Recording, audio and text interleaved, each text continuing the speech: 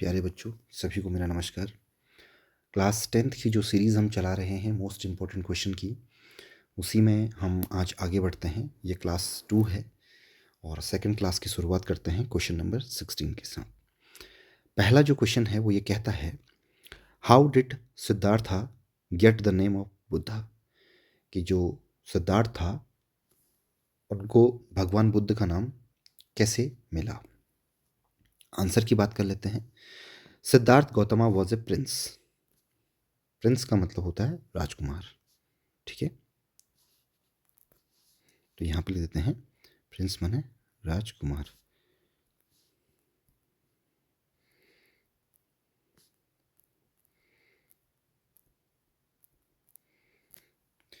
He was enjoying a comfortable life with his wife and son. Comfortable का मतलब होता है बच्चों आरामदायक,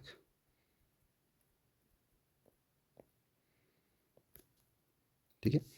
तो भगवान बुद्ध अपने फैमिली के साथ, जिसमें उनकी वाइफ और उनका एक बालक था, वो अपनी लाइफ को आरामदायक तरीके से जी रहे थे। लाइफ का मतलब जीवन। वन डे, एक दिन क्या हुआ, ड्यूरिंग हिज हंटिंग। ड्यूरिंग का मतलब होता है के दौरान, ठीक है।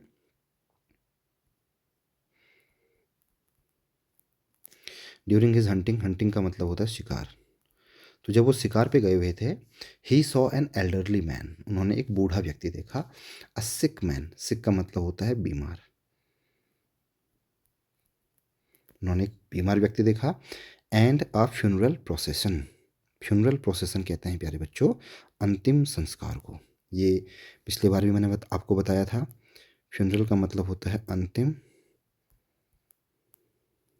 संस्कार, ठीक है।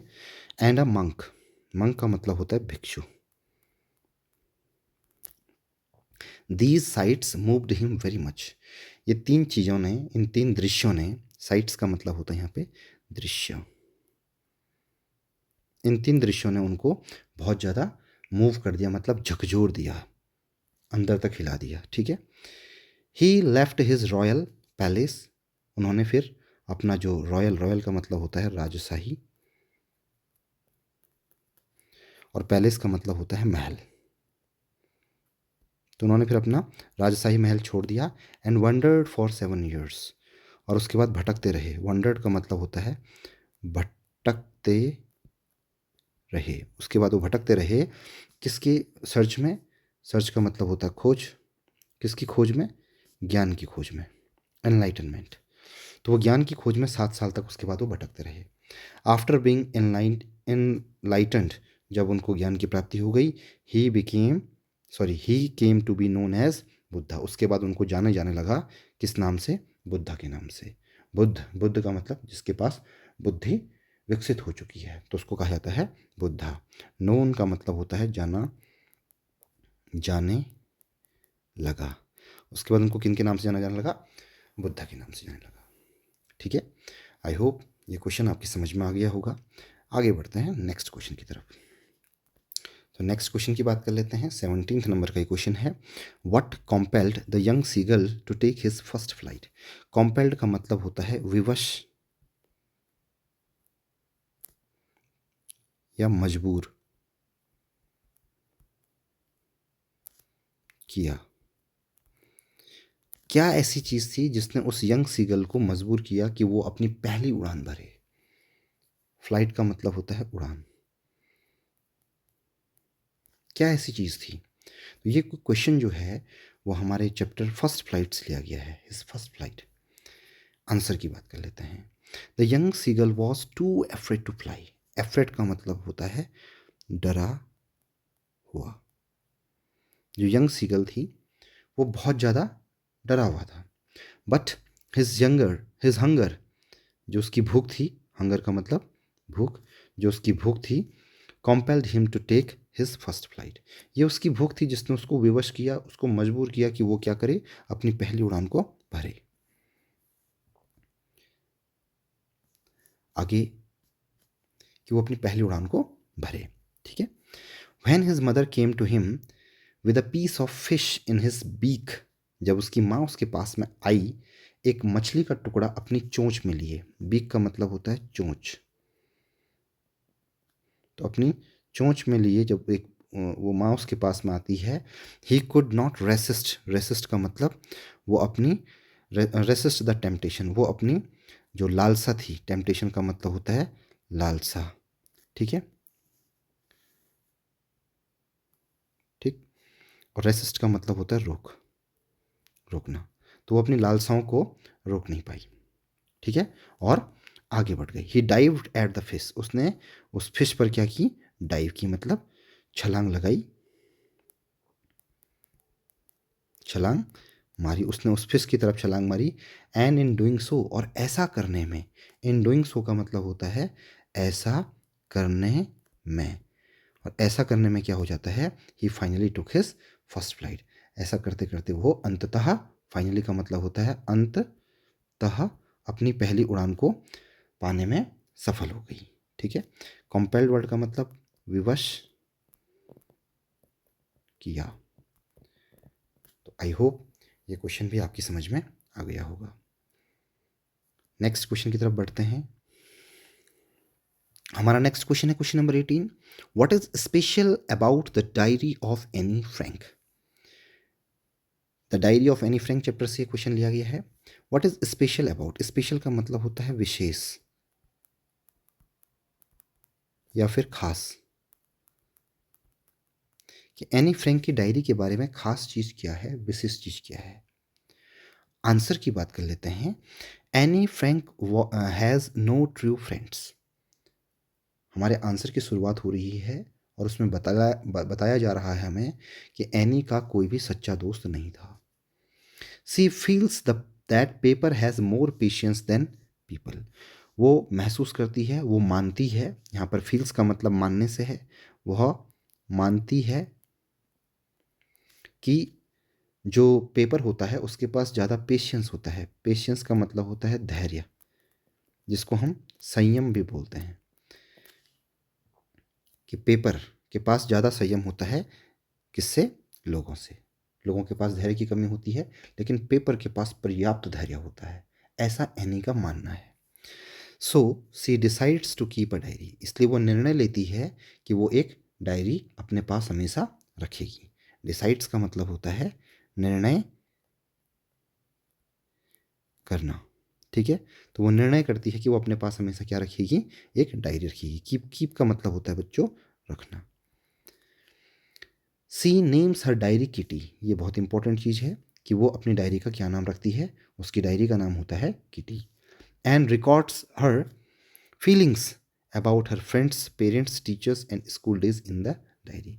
उसके बाद वो हर एक चीज़ को उसमें रिकॉर्ड करती है। रिकॉर्ड करने का मतलब उसमें अंकित करती है जो भी उसकी भावनाएं होती हैं। फीलिंग्स का मतलब होता है भावनाएं, जो भी उसकी भावनाएं होती हैं, उन जो किसके बारे में, अपने दोस्तों के बारे में, अपने पेरेंट्स माता पिता के बारे में, अपने टीचर्स शिक्षकों के बारे में, और अपने स्कूल डेज के बारे में, उन सब को वो उस डायरी में रिकॉर्ड करती है, लिखती है। यहाँ पर रिकॉर्ड्स का मतलब होता है लिखने से, ठीक है, लिखती है, ठीक है। आगे हम बढ़ते हैं और नेक्स्ट क्वेश्चन की तरफ चलते हैं। बात कर लेते हैं क्वेश्चन नंबर 19 की। Where is Coorg situated, what is it famous for. जो ग्लिम्सेस ऑफ इंडिया है उसी के अंदर से क्वेश्चन लिया गया है। कूर्ग उसमें जो पार्ट है, बेकर फ्रॉम गोवा के बाद में, तो इम्पॉर्टेंट क्वेश्चन है, एक बार ध्यान दीजिएगा। This question is really important question. Coorg is situated, situated का मतलब होता है स्थित है। कुर्ग कहाँ स्थित है, और what is it famous for, और ये किस चीज के लिए प्रसिद्ध है, फेमस है। आंसर की बात कर ली जाए। Coorg is the smallest district of Karnataka. Smallest का मतलब होता है सबसे छोटा। कूर्ग जो है वो कर्नाटका का क्या है, सबसे छोटा डिस्ट्रिक्ट है। डिस्ट्रिक्ट का मतलब जिला है। It is known as Kodagu also, और इसको हम कोडगू के नाम से भी जानते हैं। It lies between Mysore and coastal town of Mangalore. ये कहाँ पे है, मैसूर और कोस्टल टाउन बोलते हैं समुद्र के किनारे, समुद्री तट पर स्थित शहर। तो जो समुद्री किनारे के शहर होते हैं उनको बोलते हैं कोस्टल टाउन। और मैंगलोर जो सिटी है उसके जो समुद्र से सटे हुए इलाके हैं और मैसूर इनके बीच में ये जगह है। इट इज़ फेमस फॉर, ये फेमस है किस चीज़ के लिए? Coffee plantation, for its coffee plantation. ठीक है, कॉफ़ी के बागानों के लिए। प्लांटेशन का मतलब बागान। Evergreen rain forest, rain forest का मतलब होता है बच्चों वर्षा वन। ठीक है। एंड स्पाइसेस, स्पाइसेस का मतलब होता है मसाले। तो ये किन चीज़ों के लिए फेमस है? एनसीईआरटी में डायरेक्ट लिखा गया है, it is famous for coffee plantation, evergreen rain forest and spices. आगे बढ़ते हैं और नेक्स्ट क्वेश्चन की तरफ चलते हैं। क्वेश्चन नंबर 20 है, why does the conductor call Valli madam? Madam rides the bus chapter से क्वेश्चन लिया गया है कि जो कंडक्टर थे बस के वो वल्ली को मैडम कह के क्यों बुला रहे थे? आंसर की बात कर लेते हैं। जो कंडक्टर है, the conductor was a jolly man. Jolly का मतलब पिछले बार भी बताया गया था, जॉली का मतलब होता है मजाकिया, खुश मिजाज। ठीक है, तो जो कंडक्टर हैं वो काफ़ी मजाकिया आदमी हैं। ही कॉल्ड वल्ली मैडम, वो वल्ली को मैडम कहते हैं because she behaved like a women. वो ऐसे बिहेव कर रही थी, बिहेव का मतलब व्यवहार कर रही थी। वो ऐसे व्यवहार कर रही थी जैसे कि वो एक औरत हो, एक मैच्योर्ड महिला हो। सी डिक्लाइंड हर हेल्प, उसने मना किया। डिक्लाइन का मतलब होता है मना किया। उसने किस चीज़ के लिए मना किया? सी डिक्लाइंड हिज हेल्प, उसने जो कंडक्टर के द्वारा उसको मदद करने की बात की जा रही थी उसके लिए उसने मना किया। And quickly answered his questions, और बहुत जल्दी, बहुत क्विकली, क्विकली का मतलब होता है जल्दी से, और बहुत जल्दी से वो उत्तर दे रही थी जो भी सवाल कंडक्टर के द्वारा उससे पूछे जा रहे थे। ठीक है। He was amused to see her self confidence, वो उस लड़की के कॉन्फिडेंस को देख करके बहुत ज़्यादा अम्यूज्ड था। अम्यूज का मतलब होता है खुश, प्रसन्न। ठीक है, बहुत ज़्यादा प्रभावित था, बहुत ज़्यादा प्रसन्न था उस लड़की के आत्मविश्वास को देख करके। जो लड़की के अंदर आत्मविश्वास लग रहा था, ऐसा देखकर जो बस का कंडक्टर था वो बहुत ज़्यादा खुश हो गया, इसलिए वो उसको क्या बोलता है? मैडम कह के पुकारता है। नेक्स्ट क्वेश्चन की बात कर लेते हैं और नेक्स्ट क्वेश्चन है, describe the state of a tiger in the zoo. A tiger in the zoo poem से क्वेश्चन लिया गया है and this is one of the most important question. A tiger in the zoo is imprisoned in a concrete cell. imprisoned का मतलब होता है कैद। तो जो टाइगर है जो जू में होता है उसको कैद किया जाता है एक कॉन्क्रीट सेल। कॉन्क्रीट का मतलब मजबूत, सेल का मतलब कमरे में। ठीक है, कॉन्क्रीट का मतलब क्या होता है? मजबूत। ठीक है, तो उसको एक मजबूत सेल, सेल का मतलब यहाँ पे कमरे से है, पिंजरे से। ठीक है, पिंजरे या कमरे से। ठीक, तो उसको क्या किया जाता है? एक उसमें उसको कैद करके रखा जाता है। ही इज़ लॉक्ड, और उसको बंद करके रखा जाता है बिहाइंड द बार्स। मोटी मोटी जो सरिया होती है उसके पीछे उसको कैद करके रखा जाता है।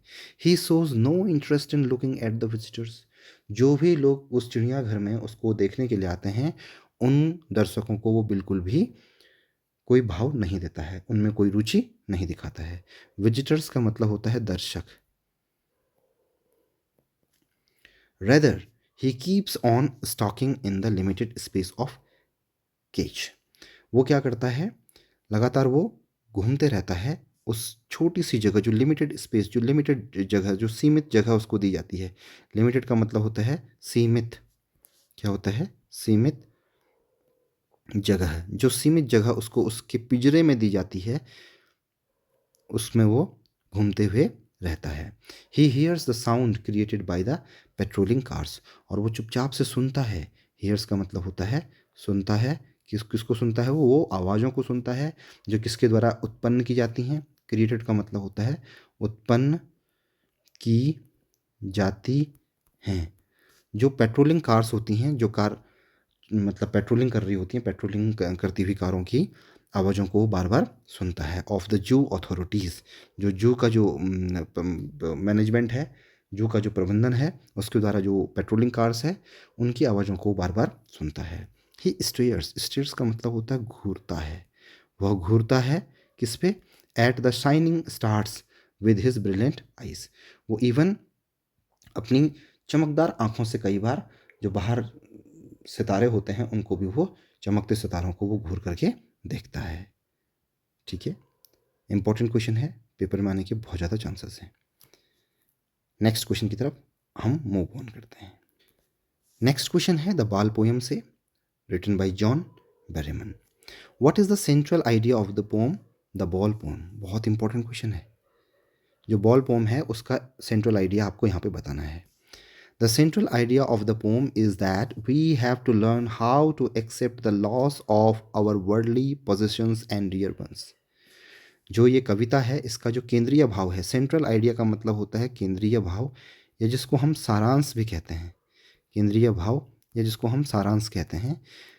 ठीक है, तो उसमें बताया गया है कि हम सबको एक चीज़ सिखाई जाती है इस कविता के माध्यम से, कि हमें ये चीज़ एक्सेप्ट करना चाहिए कि जब भी कोई चीज़ हमसे दूर जाती है, चाहे वो इस दुनिया में हमारा बहुत प्रिय हो, बहुत ज़्यादा अधिकार की चीज़ हो, या कोई हमारा बहुत प्रिय व्यक्ति भी हमसे अगर दूर जाता है, हमको छोड़ करके चला जाता है, तो उसके जाने का जो दुख होता है वो सहना हमको आना चाहिए। यही इस कविता का केंद्रीय भाव है।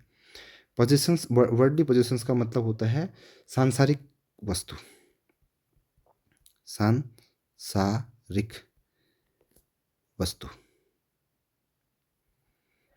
ठीक है, इसमें जो आपके प्रिय जन होते हैं उनको बोलते हैं dear ones. It is the nature of life, यही जीवन का क्या है, सबसे बड़ा, यही जीवन की प्रकृति है।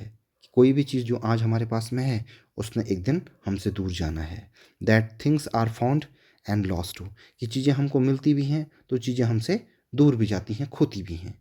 यही हमारे जीवन का सबसे बड़ा सत्य है और इसको हमें सहर्ष स्वीकार करना चाहिए। ये नहीं कि कोई चीज़ आज हमारे पास में है तो जीवन भर हमारे पास रहेगी, ऐसा कभी नहीं होता है।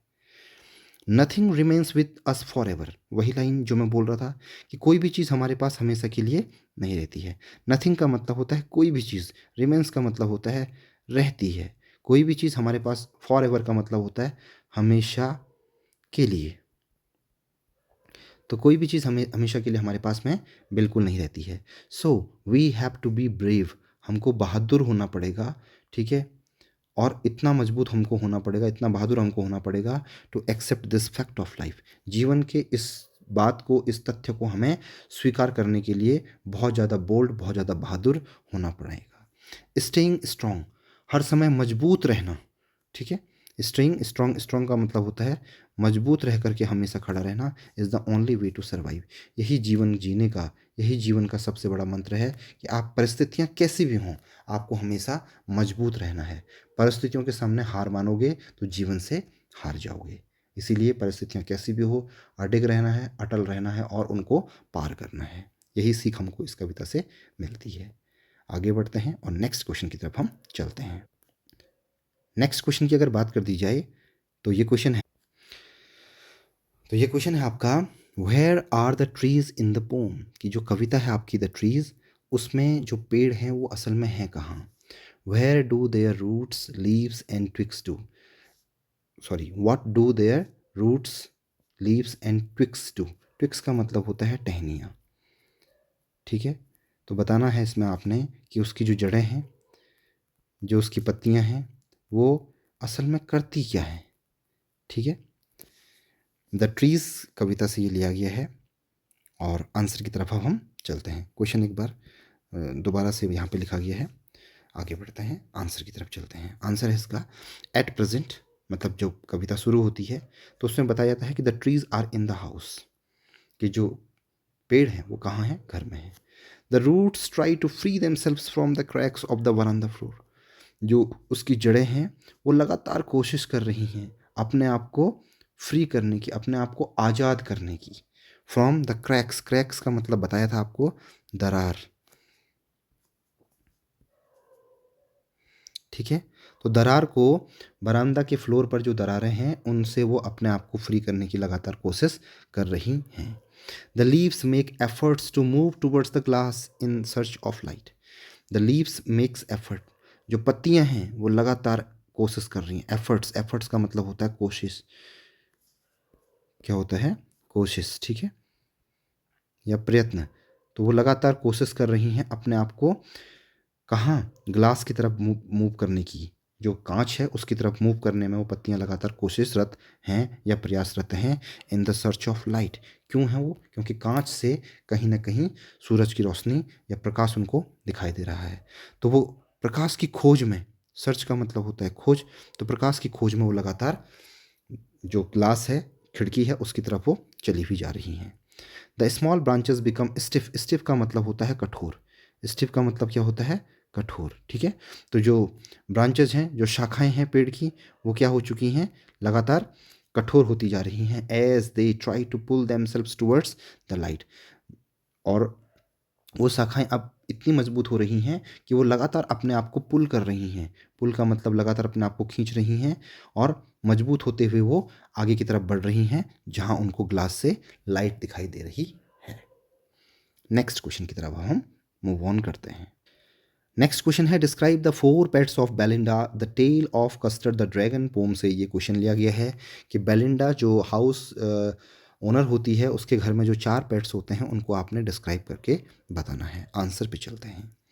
The tale of Custard the dragon presents the story of a girl named Belinda.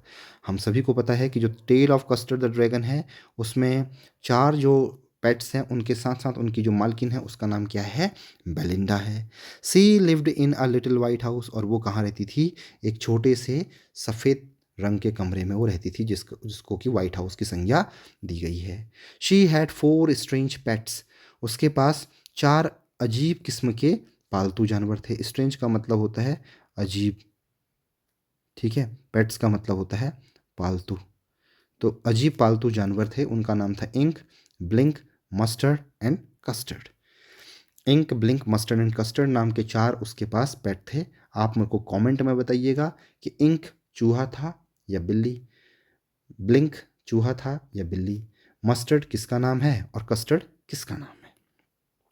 Ink was little black kitten. चलिए आपकी मदद कर लेते हैं। जो इंक था वो क्या था?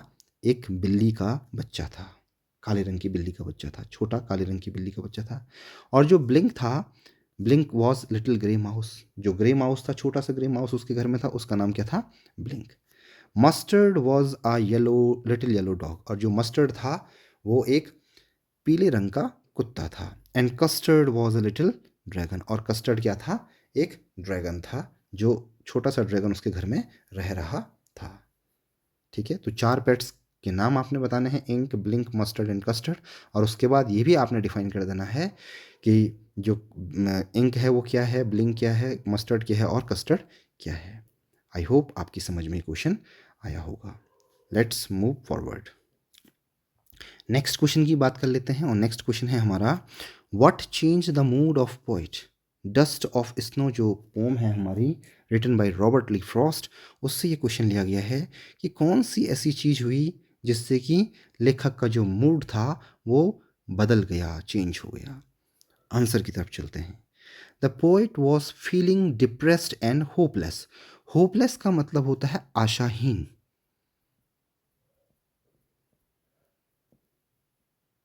ठीक है। और डिप्रेस्ड का मतलब होता है दुखी, निराश जिसको हम कहते हैं। He was standing under a hemlock tree. हमको कहानी में बताया जाता है कि वो एक हेमलॉक ट्री के नीचे खड़ा हुआ था। The sudden raining down of snowflakes on him changed his mood. अचानक से उस पर जो बर्फ़ होती है पाउडरी फॉर्म में, वो उस पर बारिश की तरह गिरने लगती है, और इससे उसका हृदय परिवर्तन, उसके मन में जो परिवर्तन आता है, उसका मुख्य कारण क्या था? वो पाउडरी फॉर्म स्नो की। ही वॉज चीयर्ड अप, इससे वो चीयर्ड अप हो जाता है, खुश हो जाता है। ही फेल्ट जॉय, वो काफ़ी खुशी महसूस करता है। एंड बी अलाइव, अलाइव का मतलब होता है जीवित। और उसके बाद मानो उसको एक नया जीवन मिल गया हो और उसके सामने एक जो सुंदर दिन था वो अब जीवित होकर के नज़र उसको आने बैठ गया था। It shows that small things have the power to change and uplift man's mood. इस बात से यह सिद्ध होता है कि जीवन में जो छोटी छोटी घटनाएं होती हैं वो कई बार हमको ना बदल देती हैं, उनमें बदलाव की शक्ति होती है। और कई बार तो ऐसा भी होता है कि वो हमारी निराशा को दूर कर देती है और हमारे मूड को पूरी तरीके से चेंज कर देती है, उसको वो बदल देती है। ठीक है, आई होप आपकी समझ में क्वेश्चन भी आया होगा। आगे बढ़ते हैं नेक्स्ट क्वेश्चन की तरफ। नेक्स्ट क्वेश्चन की बात कर लेते हैं। How does the poet describe a chameleon? देखिए, how does the poet describe a chameleon. ठीक है, द एक कविता है हमारी how to tell wild animals, इससे ये क्वेश्चन लिया गया है और इसमें बताना है कि कवि ने एक कमिलियन को किस तरीके से डिफाइन किया है। आंसर की तरफ बढ़ते हैं और आंसर में हमें बताया जाता है अ कमिलियन, इसको पढ़ते हैं बच्चों कैमिलियन। ठीक है, this does not have any years और विंग्स। जो एक कमिलियन होता है उसके पास ना कोई कान होते हैं ना उसके कोई विंग्स होते हैं, यानी कि पंख होते हैं।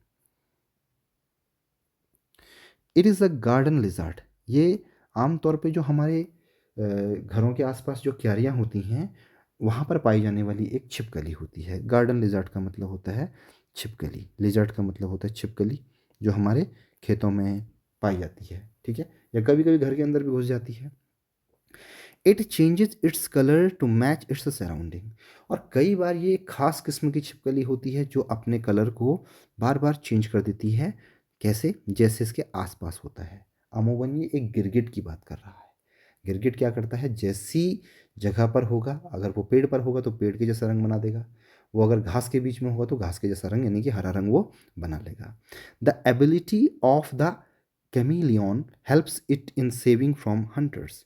तो उसकी जो ये एक एबिलिटी है, उसकी जो एक योग्यता है, वो उसको अक्सर किससे बचा देती है? हंटर्स से। हंटर्स का मतलब होता है शिकारियों।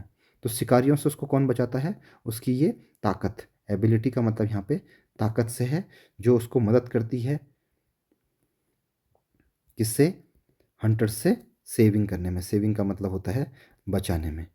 तो उसको बचाने में कौन सी उसकी एबिलिटी हेल्प करती है? यही उसकी एबिलिटी है कि चेंज ऑफ कलरिंग, कि वो बार बार अपने कलर को चेंज करती है अकॉर्डिंग टू इट्स सराउंडिंग। आगे बढ़ते हैं और नेक्स्ट क्वेश्चन की तरफ हम चलते हैं। नेक्स्ट क्वेश्चन की तरफ बढ़ते हैं। नेक्स्ट क्वेश्चन है what is the main idea of the poem the trees. जो ट्रीज पोम है हमारी, उसका जो सेंट्रल थीम है, उसका जो सार है, उसकी जो समरी है, वो क्या है? बात कर लेते हैं आंसर की। The pome explores the theme of conflict between man and nature. Most important line है कि जो पोम है वो हमको एक्सप्लोर करती है। एक्सप्लोर का मतलब होती है, मतलब विस्तार से बताती है, विस्तार से बताना, उसको बोलते हैं एक्सप्लोर करना। तो ये जो कविता है इसकी जो थीम है, ठीक है, थीम का मतलब होता है मुख्य विषय। थीम का मतलब क्या होता है? मुख्य विषय। तो इसका जो मुख्य विषय है वो है कन्फ्लिक्ट। कन्फ्लिक्ट का मतलब होता है द्वंद्व, युद्ध या संघर्ष, हम इसको कह सकते हैं। एक संघर्ष किस किस के बीच में? मनुष्य और प्रकृति के बीच में। प्रकृति और मनुष्य के बीच में जो संघर्ष चलता है वो इस कविता में बहुत अच्छे से, बहुत विस्तार से बताया गया है। It expresses the poet's concern for trees and people to be in their natural surroundings. इस कविता में लेखक बताता है हमें, जो कवि है वो कवि बताता है, कंसर्न का मतलब ध्यान। कवि का जो ध्यान है वो खास तौर पे किसके ऊपर है? पेड़ों के ऊपर और लोगों के ऊपर। ठीक है, हमारे आसपास जितने भी पेड़ हैं और पेड़ों के आसपास जितने भी लोग हैं, उनके बीच का जो संघर्ष है, जो नेचुरल चीज़ें हमारे आसपास हैं, उनके उनके साथ हमारा जो सामंजस्य है, उस चीज़ को यहाँ पर बहुत अच्छे से कवि ने विस्तृत तौर पे बताया है। नेचुरल सराउंडिंग का मतलब होता है बच्चों, आसपास जो भी हमारी प्राकृतिक चीज़ें हैं उसी को हम कहते हैं नेचुरल सराउंडिंग। सराउंडिंग का मतलब होता है चारों ओर, और नेचुरल का मतलब होता है प्राकृतिक। तो चारों ओर जो भी प्राकृतिक चीज़ें हमको दिखाई देती हैं उनको हम कहते हैं natural surroundings. It shows it shows how trees are breaking the interiors and moving towards their natural habitat. इस कविता में बताया गया है कि कैसे करके पेड़ घर के बरामदे की दरारों से बाहर आते हुए और कहाँ की तरफ जा रहे हैं, वो अपने नेचुरल हैबिटेट यानी कि जंगल की तरफ जा रहे हैं। ठीक है, हैबिटेट का मतलब होता है निवास, और पेड़ों का निवास कहाँ होता है? जंगलों में होता है। लेकिन कविता में एक व्यंग्य के माध्यम से बताया गया है कि वो बरामदे से उगते हैं, घरों की खिड़कियों को तोड़ते हुए जंगल की तरफ जाते हैं। The main idea of this poem is that trees need to be in the forest. कविता का जो मुख्य भाव है, मुख्य विचार जो कविता में आता है वो ये है कि पेड़ों को कहाँ होना चाहिए, पेड़ों के कहाँ होने की ज़रूरत है? जंगलों में होने की ज़रूरत है, नॉट इनसाइड द होम्स, ना कि घरों के अंदर। ठीक है, likewise man needs to be closer to nature and not far from it. यहाँ तक कि मनुष्य को भी आवश्यकता है कि वो प्रकृति के क्लोज हो, प्रकृति के नज़दीक हो। क्लोजर का मतलब होता है नज़दीक, तो मनुष्य को भी प्रकृति से दूर नहीं होना चाहिए बल्कि प्रकृति के बहुत ज़्यादा नज़दीक होना चाहिए। फार का मतलब होता है दूर। ठीक है, नेक्स्ट क्वेश्चन की तरफ अब हम चलते हैं। नेक्स्ट क्वेश्चन है बच्चों, who was Custard and how did he look. The tale of Custard the dragon एक पोम है हमारी जो कि ऑगडेन नेश के द्वारा लिखी गई है, और उसमें बताना है कि जो कस्टर्ड है वो असल में दिखता कैसा है। यानी कि टोटली ये कैरेक्टर स्केच बेस्ड क्वेश्चन है, और यहाँ पर हमसे कैरेक्टर स्केच पूछा गया है कस्टर्ड द ड्रैगन का। आंसर की तरफ चलते हैं। आंसर है custard was the pet dragon of Belinda. हम सभी को पता है कि बेलिंडा का पेट ड्रैगन कौन था, उसका नाम था custard. He cried for a nice he cried for a nice and safe keys. वो हमेशा चिल्लाता रहता था। ठीक है, चिल्लाता था, वो हमेशा चिल्लाता था। नाइस, नाइस का मतलब होता है सुंदर, और सेफ केज का मतलब होता है सुरक्षित। केज का मतलब होता है, वैसे तो गुफा होता है लेकिन यहाँ पे जगह से है, तो वो हमेशा एक सुरक्षित जगह के लिए, सुरक्षित केज, पिंजरे के लिए, केज सुरक्षित पिंजरा, सेफ केज, ठीक है, उसके लिए वो हमेशा चिल्लाते रहता था। सुरक्षित जगह भी हम इसको कह सकते हैं यहाँ पे साधारण सी भाषा में। ही लुक्ड टेरिफाइंग, वो बहुत ज़्यादा डरावना दिखता था। लुक्ड का मतलब होता है दिखता था, वह दिखता था कैसा? टेरिफाइंग, टेरिफाइंग का मतलब होता है डरावना, तो वो बहुत ज़्यादा डरावना दिखता था। He had big sharp teeth, उसके जो दांत थे वो बड़े और नुकीले थे। शार्प का मतलब होता है नुकीले, बड़े नुकीले दांत थे उसके। एंड क्लॉज लाइक डैगर्स, और उसके जो पंजे थे, ठीक है, वो कैसे थे? मानो जैसे कोई डैगर्स हो। डैगर्स का मतलब होता है खंजर। क्या होता है? खंजर, एक धारदार हथियार। His mouth was like a fire place, और ऐसा लगता था कि उसके मुंह से जैसे कोई आग वाली जगह हो। ठीक है, कोई फायर प्लेस का मतलब जैसे कोई चूल्हा हो जहाँ आग जलती हो, कोई भट्टा हो जहाँ आग जलती हो। His nose was like a chimney, और उसकी जो नाक थी वो ऐसी लगती थी जैसे कोई चिमनी हो। ही हैड स्केल्स अंडरनीथ, उसके शरीर के निचले हिस्से पर स्केल्स थे। ठीक है, स्केल्स का मतलब धारीनुमा आकार था। एंड स्पाइक्स, स्पाइक्स का मतलब होता है कांटेदार, नुकीले, नुकीली आकृति, नुकीली आकृति, ठीक है, जिसको हम कांटेदार भी कह सकते हैं। On the top of his body, और उसके शरीर पर एक कांटे नुमा जो ऐसे ऐसे शेप्स होते हैं, आपको मैं सिंपल भाषा में सिखाता हूँ। ऐसे ऐसे शेप, इसको नुकीलेदार जो शेप हैं, ऐसे उसके शरीर के ऊपरी भाग पे थे। ठीक है, आई होप ये क्वेश्चन समझ में आपके आ गया होगा। नेक्स्ट क्वेश्चन की तरफ बढ़ते हैं। नेक्स्ट क्वेश्चन है हमारा the fire and ice poem से, जो कि रॉबर्ट ली फ्रॉस्ट के द्वारा लिखी गई है। Which things can destroy the world according to Robert Frost. Robert Frost के अनुसार कौन सी चीज़ ऐसी है जो पूरी दुनिया को ख़त्म कर सकती है, डिस्ट्रॉय कर सकती है। डिस्ट्रॉय का मतलब होता है ख़त्म करना। कौन सी चीज़ ऐसी है जो कि पूरे के पूरी दुनिया को ख़त्म कर सकती है, किसके अकॉर्डिंग? रॉबर्ट फ्रॉस्ट के अकॉर्डिंग। आंसर की तरफ हम चलते हैं। According to Robert Frost both fire and ice are destructive. Destructive का मतलब होता है विध्वंसक, विनाशकारी, साधारण सी भाषा में। तो रॉबर्ट ली फ्रॉस्ट के अकॉर्डिंग जो भी चीज़ इस दुनिया में है उसमें से बोथ फायर एंड आइस दोनों के दोनों क्या हो सकती हैं, विनाशकारी हो सकती हैं। हियर इस कविता के अंदर फायर जो है सिंबलाइजेस डिज़ायर, जो फायर है वो इच्छाओं को दिखाता है, ठीक है। एंड आइस सिंबलाइजेस हेट्रेड, और जो आइस है वो किसको दिखाती है, नफरत को। किसको दिखाती है, नफरत को। The poet says that fire is violent, कवि बताता है कि जो फायर होती है वो वायलेंट होती है। वायलेंट का मतलब होती है हिंसात्मक, जो आग होती है वो काफ़ी हिंसात्मक होती है। Violent desires will put the world to the end, और ऐसा लगता है कि जो हमारी जो हिंसात्मक इच्छाएं होती हैं, ईर्ष्या द्वेष जलन की, वो कहीं ना कहीं इस दुनिया को एक दिन ख़त्म कर देंगी।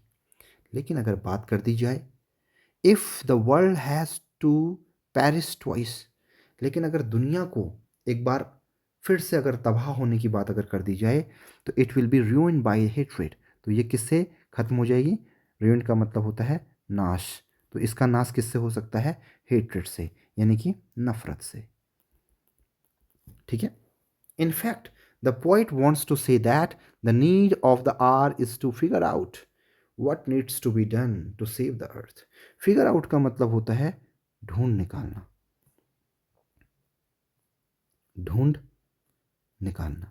तो कवि यहाँ पे बोलना चाहता है कि कहीं ना कहीं हमें ज़रूरत है उस टाइम की, उस पल की, जिससे कि हम ये चीज़ ढूंढ पाएँ, ये चीज़ निकाल पाएँ कि किस चीज़ से इस दुनिया को बचाया जा सकता है, ठीक है। इस दुनिया को बचाने के बारे में हमें कहीं ना कहीं समय निकाल करके सोचना ज़रूर चाहिए, ये आज की ज़रूरत बन चुकी है।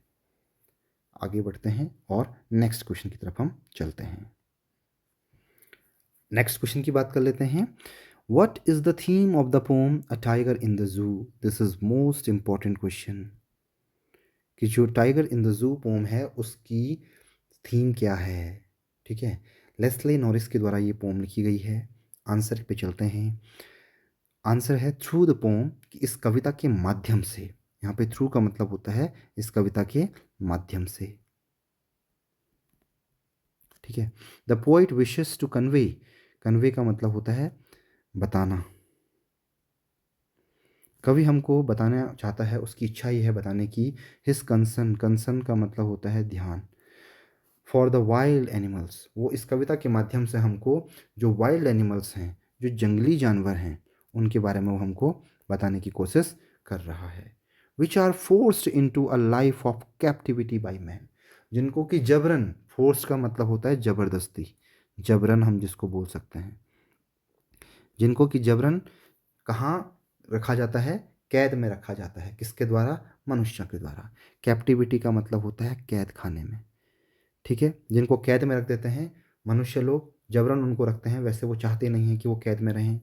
लव फॉर फ्रीडम, आज़ादी के लिए जो प्रेम है, is the natural instinct of every living being, हर एक जानवर का प्राकृतिक, एक तरीके से प्राकृतिक इंस्टिंक्ट का मतलब होता है उसकी लालसा है, उसकी इच्छा है। प्राकृतिक हमारी जो इच्छाएं हैं, हम नहीं चाहते कि हम कैद में हों। तो प्रत्येक जानवर हमेशा आज़ादी के लिए, आज़ादी से प्यार करता है, ठीक है। हर एक जानवर, हर एक वस्तु, हर एक चीज़ इस दुनिया की आज़ाद रहना चाहती है, ये उसकी नेचुरल टेंडेंसी है। Everyone loves freedom and doesn't want to be live in confinement. So man should not harm and destroy wildlife. हर कोई इस दुनिया में आज़ादी को प्यार करता है और नहीं चाहता है कोई भी कन्फाइनमेंट का मतलब होता है कैसी, ऐसी जगह जो कि कैद में हो, मतलब किसी के दबाव में हो, ऐसी जगह पर कोई भी जानवर रहना नहीं चाहता है। इसीलिए so man should not harm, इसलिए आदमी को कभी भी हार्म नहीं करना चाहिए, मतलब हानि पहुंचाना। हार्म का मतलब होता है हानि पहुंचाना। तो आदमी को कभी भी हानि नहीं पहुंचानी चाहिए और ना ही ख़त्म करना चाहिए किसको, वाइल्ड लाइफ को, ठीक है। वाइल्ड लाइफ का मतलब जंगल के जो जानवर हैं, ना उनको हमें हानि पहुंचानी चाहिए और ना हमें उन्हें मारना चाहिए। Wild animals are not mean to be caged, यहाँ तक कि जो जंगली जानवर होते हैं उनको हमें कभी केज्ड नहीं करना चाहिए, यानी कि उनको पिंजरों में बंद नहीं करना चाहिए। And displayed in the juice, और यहाँ तक कि उनको चिड़ियाघरों में भी पिंजरों में कैद करके नहीं दिखाना चाहिए, ठीक है। केज्ड का मतलब होता है पिंजरे में बंद, पिंजरे में बंद। ठीक है। डिस्प्लेड का मतलब होता है दिखाया गया। उनको जैसे हम चिड़ियाघरों में दिखाते हैं कि उनको हम पिंजरों में रखते हैं और उसके बाद उसको हम प्रकृति मतलब लोगों को दिखाने के लिए ये सब चीज़ें करते हैं, तो ये चीज़ भी कहीं ना कहीं अच्छी नहीं है। तो आज की क्लास में इतना ही। आपको क्लास अगर अच्छी लग रही है तो please do like, share and subscribe. और सबसे इम्पॉर्टेंट चीज़ है, रिवीजन ज़रूर कीजिए। Revision is the most important key of your success. So I hope आप अच्छे से व्यस्त होकर के अपनी पढ़ाई करेंगे और मस्त होकर के आप पढ़ेंगे। Thank you.